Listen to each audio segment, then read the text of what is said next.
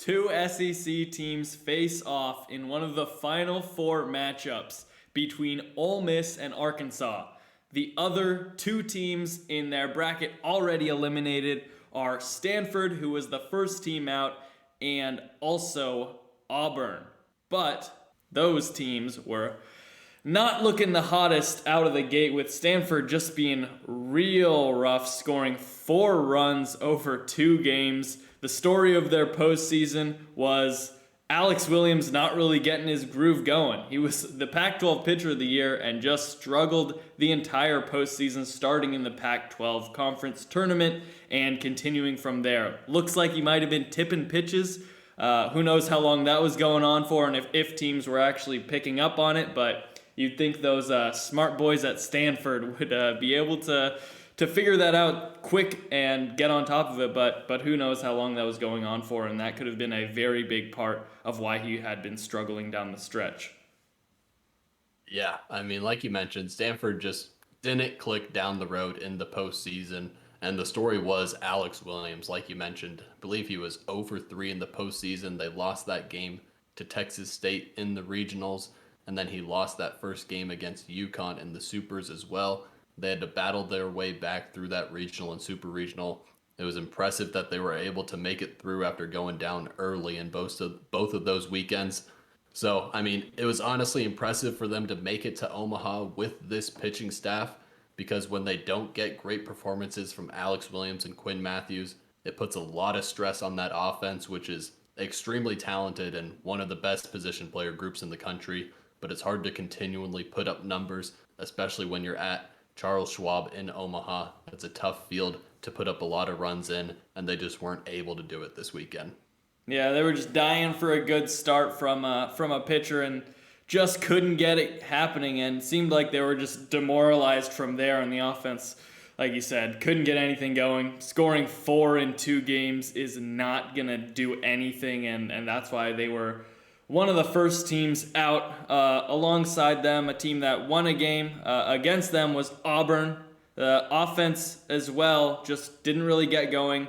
Deshara was not as dominant as he needed to be for Auburn to make a good run in the College World Series. And he was one of the best players in the SEC this past year, but he struggled facing SEC competition in the postseason. Yeah, for Auburn, it was a similar story, like you mentioned. The offense just didn't get it going in Omaha, especially from Sonny DiChiara and Bobby Pierce, the two main guys on that offense. You'd hope for a little more out of those studs. Yeah, not that they had terrible weekend here in Omaha, but it just wasn't what you need when they're your two cornerstone pieces in that offense.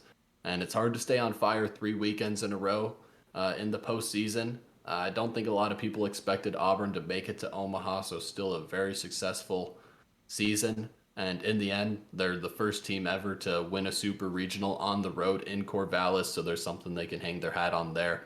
But yeah, they just couldn't get it going enough on the offensive end. We did see some elite pitching from them, especially in the back end of that bullpen here in Omaha, but it just wasn't enough in the end. Yeah, and then jumping to the final matchup between Ole Miss and Arkansas to determine who makes it to the College World Series final.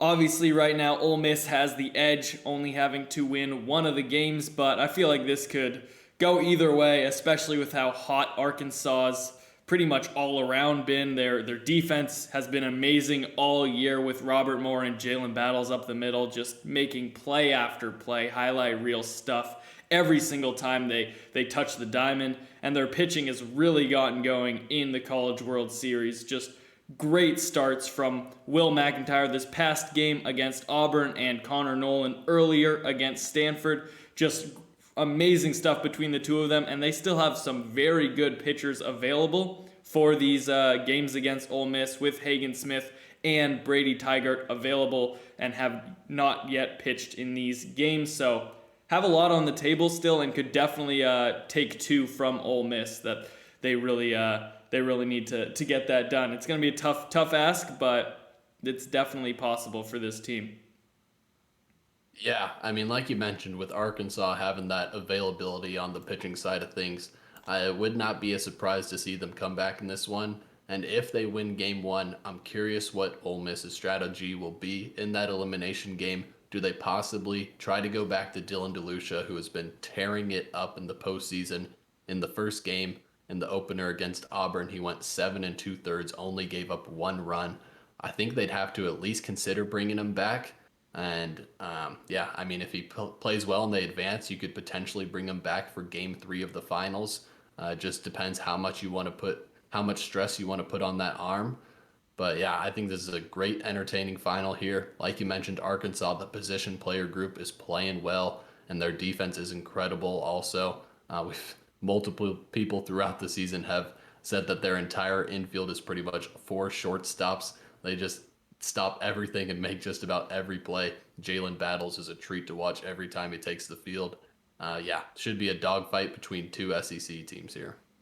Yeah, like you said, DeLucia, amazing. If he comes back, that would be very interesting to see. Obviously, it's an SEC matchup, so these teams have seen each other a lot now. And for me, it just feels like this is going to go to a winner-take-all game. I feel like Arkansas will win tomorrow, and then everything will be on the line for the last game just to get that extra excitement going. Also, these teams are the Jello shot leaders in the clubhouse. These guys are just... The fans are killing the shots out there, over 5,000 and 6,000 respectively, and it's just a sight to see every day. The tally just keeps on rising, so we'll see how that goes. But whichever teams comes out of this bracket will definitely win that title for sure. Yeah, and it seems like the sports books think whoever comes out of this side has the best chance at winning the College World Series title. Ole Miss is the favorite right now, with a decent edge over Oklahoma, who's the undefeated team on the other side, and then Arkansas is a clear favorite ahead of Texas A&M, who is the team on the other side coming out of the elimination bracket. So it seems like there's a lot of weight being put on whoever comes out of this side. So yeah, should be interesting. Thank you for watching. If you enjoyed, like and subscribe for more college baseball content.